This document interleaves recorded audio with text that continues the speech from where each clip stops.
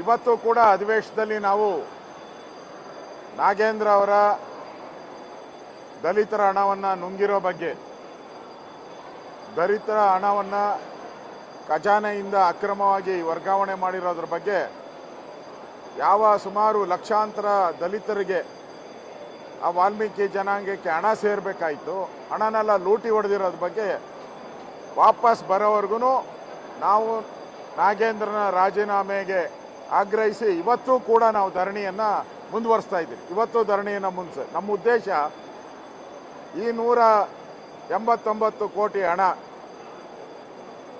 ಇದು ದಲಿತರ ಬಡವರಿಗೆ ಸೇರಬೇಕಾಗಿದ್ದು. ಇವತ್ತು ನಾಗೇಂದ್ರ ನಾನು ಒಬ್ಬ ದಲಿತ ಅಂಥೇಳಿ ಅದರ ಶೆಲ್ಟರ್ ತಗೊಳಕ್ಕೆ ಹೋಗ್ತಾ ಇದ್ದಾರೆ. ನೀನು ತಿಂದಿರೋ ದುಡ್ಡು ಯಾರ್ದು? 189 ಕೋಟಿ ಯಾರ್ದು? ದಲಿತರ ದುಡ್ಡು ತಿಂದಿದ್ಯಾ? ದಲಿತರ ದುಡ್ಡು ತಿಂದ್ಬಿಟ್ಟು ನಾನು ದಲಿತ ಅಂತ ಶೆಲ್ಟರ್ ತಗೊಳಕ್ಕೆ ಹೋದರೆ ರಾಜ್ಯದ ಲಕ್ಷಾಂತರ ದಲಿತರ ಶಾಪ ತಟ್ಟಲ್ವ ನಿಮಗೆ?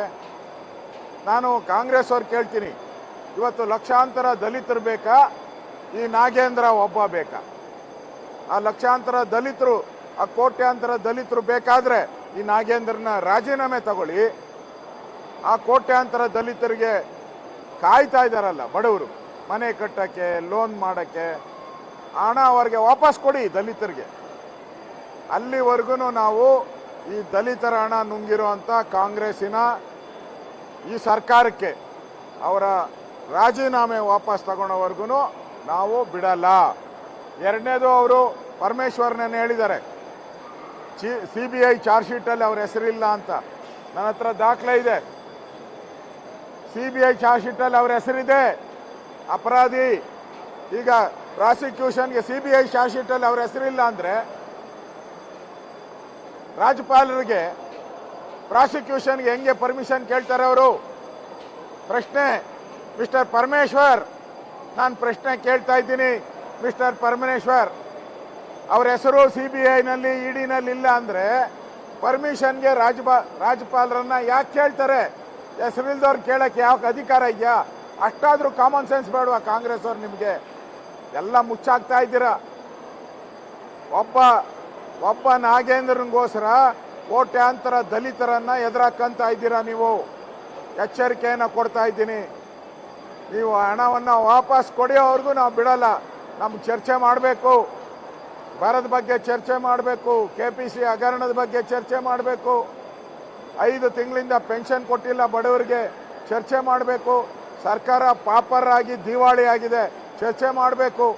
ಆದರೆ ಒಬ್ಬ ನಾಗೇಂದ್ರನಿಗೋಸ್ಕರ 224 ಶಾಸಕರ ಹಕ್ಕನ್ನು ಕಸಿತಾ ಇದ್ದೀರಾ ನೀವು. ಒಬ್ಬ ನಾಗೇಂದ್ರನಿಗೋಸ್ಕರ 224 ಶಾಸಕರ ಹಕ್ಕನ್ನು ಕಸಿತಾ ಇದ್ದೀರಾ. ನಾಚಿಕೆ ಆಗಲ್ವಾ ನಿಮಗೆ? ಮಾನ ಮರ್ಯಾದೆ ಇದ್ದರೆ ಅವ್ರು ರಾಜೀನಾಮೆ ತೆಗೆದುಕೊಂಡು ಹಣನ ವಾಪಸ್ ತಗೊಂಡು ಆ ಕೋಟ್ಯಾಂತರ ದಲಿತರಿಗೆ ಹಣವನ್ನು ವಾಪಸ್ ಕೊಡಿ. ಮತ್ತು 224 MLAಗಳ ಹಕ್ಕನ್ನು ಕಸಿಬೇಡಿ ನೀವು. ನೋಡಿ, ಅವರು ಈ ವಂದೇ ಮಾತರಂ ಅದು ರಾಷ್ಟ್ರಗೀತೆ, BJPಯವರೆಲ್ಲ ಬರೆದಿರೋದು. ಅವತ್ತು ಯಾರು ಸ್ವಾತಂತ್ರ್ಯ ಹೋರಾಟ ಮಾಡಿದ್ರು ಅವರೆಲ್ಲರೂ ಕೂಡ ವಂದೇ ಮಾತರಂ ಸುಜಲಾಂ ಸುಫಲಾಂ ಇವೆಲ್ಲವನ್ನ ಹೇಳಿದ್ದಾರೆ. ಆ ಗೀತೆಯ ಪೂರ್ಣ ಪಾಠ ನಾವು ಬರೆದಿದ್ದಲ್ಲ, ಅದು BJP ಬರೆದಿದ್ದಲ್ಲ, ಬಂಕಿಮ್ ಚಂದ್ರ ಚಟರ್ಜಿ ಅವರು ಬರೆದಿರೋದು. ಅವತ್ತು ಸ್ವಾತಂತ್ರ್ಯ ಹೋರಾಟಗಾರರು ಅವರೆಲ್ಲ ಅವ್ರಿಗೆ ಬೆಲೆ ಕೊಡ್ತಾ ಇಲ್ಲ ಅಂದರೆ ನಿಮ್ಮ ಯೋಗ್ಯತೆ ಏನಂತ ಅರ್ಥ ಆಗ್ತೈತೆ. ಸೋನಿಯಾ ಗಾಂಧಿ ಅವರು, ರಾಹುಲ್ ಗಾಂಧಿ ಒಂದೇ ಮಾತರ ಮಾಡಬೇಕಾದ್ರೆ ಇಲ್ಲಿಂದ ಅಲ್ಲಿಗೆ ಅಲ್ಲಿಂದ ಇಲ್ಲಿಗೆ ಓಡಾಡ್ತಾ ಇದ್ರು. ಇದೇನಾ ಗೌರವ ನಿಮಗೆ? ಇದೇನಾ ಸಂವಿಧಾನ? ಸಂವಿಧಾನಕ್ಕೆ ಅಪಚಾರ ಮಾಡಿದರೆ ದೇಶದ ಜನ ಒಂದೇ ಮಾತರಂ ಅಂತ ಹೇಳಿಲ್ಲ ಅಂದರೆ ನೀವು ಇಟಲಿಯವರ ಇಂಡಿಯಾದವರ ತೀರ್ಮಾನ ಮಾಡಿ. ನೀವು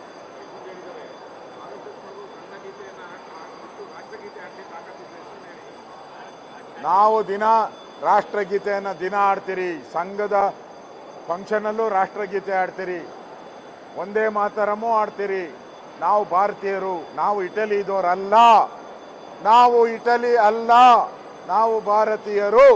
ನಾವು ಒಂದೇ ಮಾತರಮೂ ಆಡ್ತೀರಿ, ಜನಗಣ ಮನನೂ ಆಡ್ತೀನಿ.